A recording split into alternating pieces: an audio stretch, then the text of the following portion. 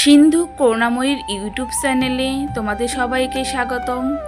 তোমরা কি কখনো জানো বন্ধুরা, জল ছাড়া রান্না করা যায়? হ্যাঁ বন্ধুরা, তোমরা ঠিক শুনছো। আজকে আমি জল ছাড়া এই মটর পনির রান্না করে তোমাদের দেখাবো। তাই কেউ ভিডিওটা স্কিপ করো না, প্রথম থেকে শেষ পর্যন্ত দেখো, অনেক ভালো লাগবে আশা করি। আর এই মটর পনির যে একবার বাসায় রান্না করবে তার বারবার এই মটর পনির খেতে ইচ্ছা করবে, এতটাই সুস্বাদু। এটা শুধু সুস্বাদু নয়, এটা অনেক হেলদি একটা রেসিপি, যা তোমার শরীর মন দুটোকেই ভালো রাখতে সাহায্য করবে। ছানা শরীরের জন্য অনেক অনেক উপকারী বন্ধুরা, তোমরা নিশ্চয়ই জানো। তৈরি করতে আমার বেশ কিছুটা টমেটো কুচি লাগবে। টমেটোটা আমি সুন্দর করে কেটে নিলাম।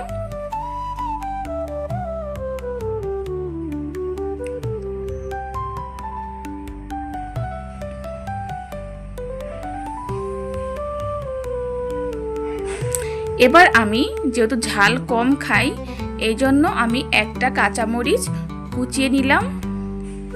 এবার আমি কিছুটা ধনেপাতা কুচিয়ে নিব। এই রেসিপিটা তৈরি করতে আমাদের অবশ্যই ধনেপাতার ব্যবহার করতে হবে। এই ধনেপাতা এই রেসিপিতে ব্যবহার করলে খেতে এবং ফ্লেভার দুটোই অনেক সুন্দর হয়। এবার আমি বাঁধাকপি ঝিরিঝিরি করে কেটে নিচ্ছি। তোমরা হয়তো ভাবতে পারো আমি এগুলো দিয়ে আসলে কি রান্না করতে যাচ্ছি। আমি কি রান্না করব অবশ্যই তোমরা কিছুটা হলেও গেস করতে পেরেছো। দেখতে থাকো আমি কি কি রান্না, কোন কোন উপাদান দিয়ে আমি এই রান্নাগুলো করব। আর যারা যেখান থেকে আমার এই ভিডিওটা দেখছো, অবশ্যই একটি লাইক দিয়ে ভিডিওটা দেখা শুরু করো বন্ধুরা। তোমরা জানো আজকে আমাকে কে ডাকছে? এই চুলা, কারণ বলছে যে তাড়াতাড়ি এসো, নতুন একটা রেসিপি তৈরি করবে, অপেক্ষা করছে। আমি এবার গ্যাসটা অন করে নিলাম। এখন কড়াইটা গরম হওয়ার অপেক্ষা।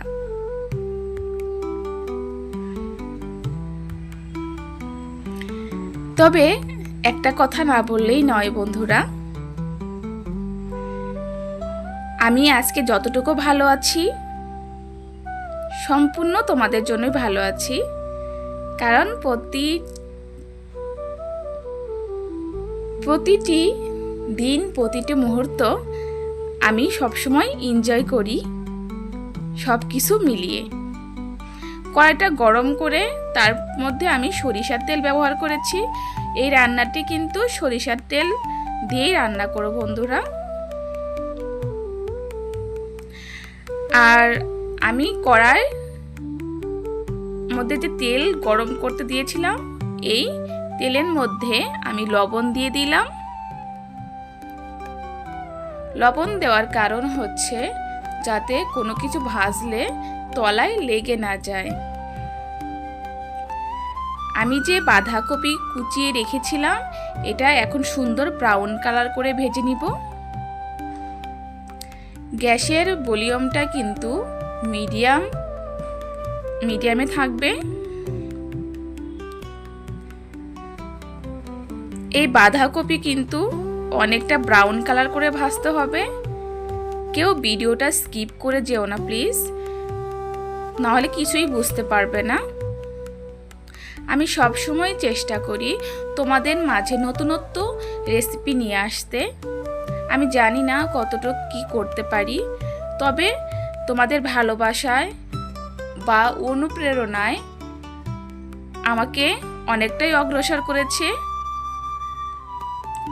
এই জন্য তোমাদের কাছে আমি অনেক অনেক কৃতজ্ঞতা জ্ঞাপন করছি বন্ধুরা।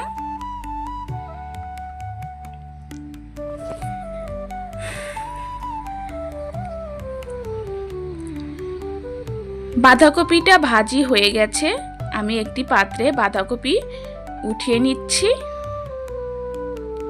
বাঁধাকপি কিন্তু এরকম করেই ভাজতে হবে, এর থেকে বেশি ভাজা যাবে না। এখন আমি সামান্য পরিমাণে তেল দিব, তারপরে শুকনো লঙ্কা ফোড়ন দিলাম, তেজপাতা ফোড়ন দিলাম। এখন একটু নাড়া দিব।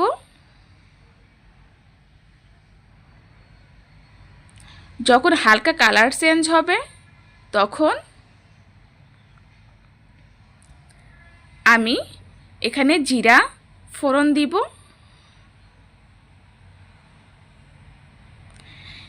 যেহেতু আমার বাঁধাকপির মধ্যে অনেক তেল আছে, এই জন্য আমি এখানে খুব কম পরিমাণ তেল ব্যবহার করেছি। তোমরা তোমাদের ইচ্ছা মতো তেল ব্যবহার করতে পারো। এবার আমি হিং ফোড়ন দিব।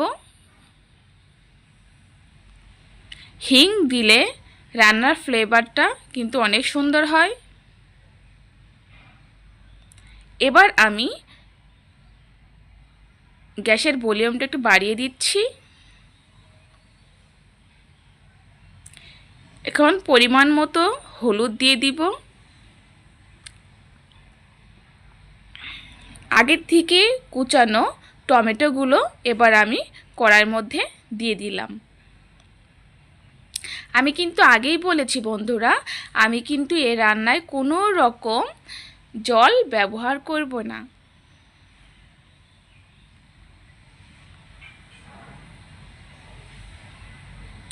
টমেটো কিন্তু শরীরের জন্য অনেক ভালো বন্ধুরা। তোমরা প্রতিদিন অন্তত একটা করে টমেটো খেও, যেটা শরীরের জন্য অনেক ভালো। আমি টমেটোর মধ্যে পরিমাণ মতো লবণ দিয়ে দিয়েছি।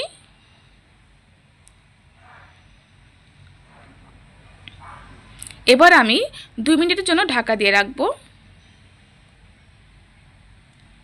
দেখো ঢাকনাটা খুলে দেখো কত সুন্দর হয়েছে। এখন এই ছেনির সাহায্যে আমি টমেটোটাকে চাপ দিয়ে একটু গলিয়ে নিব।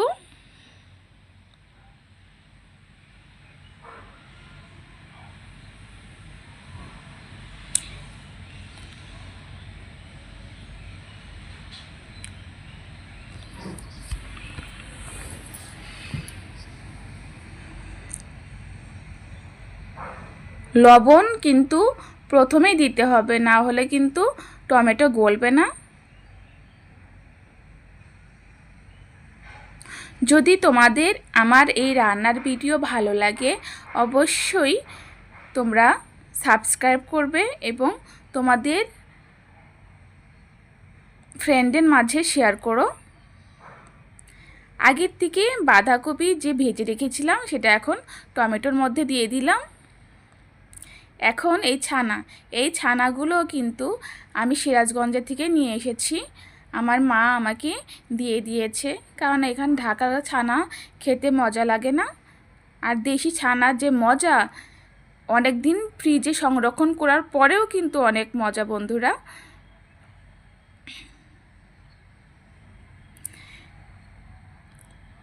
ছানাগুলো আমি টমেটোর সসের মধ্যে দিয়ে দিয়েছি। এখন আমি এই মটরশুঁটিগুলো দিয়ে দিব।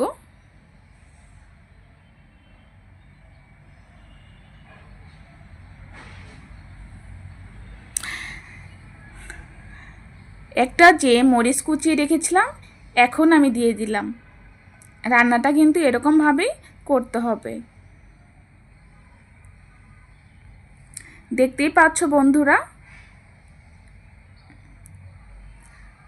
এখন আমি সাম্বার মশলা ব্যবহার করব। আমি সবসময় সাম্বার মশলাটাই ব্যবহার করি বন্ধুরা। আর লাস্টে আমি ধনেপাতা কুচি দিয়ে ভালোভাবে নেড়েচেড়ে দিব। লাস্টে একটু সরিষার তেল ছড়িয়ে দিব। এবার ভালো করে উপর নিচ করে সবজিটা নেড়েচেড়ে দিতে হবে।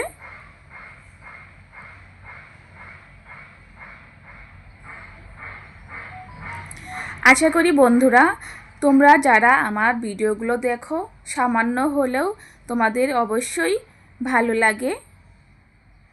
আর তোমাদের ভিডিওগুলো আমার কাছে অনেক অনেক অনেক ভালো লাগে।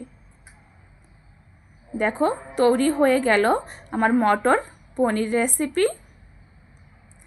এই মটর পনির রেসিপি তোমরা শুধু ভাত দিয়ে না, বিভিন্ন ধরনের রুটি, পরোটা, লুচি, যে কোনো আইটেম দিয়েই এই আইটেম দিয়ে তোমরা যে কোনোভাবে খেতে পারো। আশা করি ভালো লাগবে। এই রেসিপি যে একবার খেয়েছে সে কিন্তু বারবারই এই রেসিপিটা বাসায় ট্রাই করেছে বন্ধুরা। তোমরা অবশ্যই কিন্তু এই রেসিপিটা বাসায় ট্রাই করবে এবং আমাকে ফিডব্যাক দিবে যে রান্নাটা কেমন হয়েছে। পেঁয়াজ রসুন ছাড়া যে এত সুন্দর মটর পনির রান্না করা যায় তা একবার তোমরা বাসায় ট্রাই না করলে বুঝতে পারবে না বন্ধুরা। আমি মাঝে মধ্যেই এই মটর পনির রান্না করে থাকি। আমাদের বাসায় বেশিরভাগই মটর পনির রান্না হয় আর আমি এভাবেই রান্না করি। সবাই ভালো থাকো, সুস্থ থাকো। আজ এই পর্যন্তই। টাটা। সবার মঙ্গল কামনা করে শেষ করছি।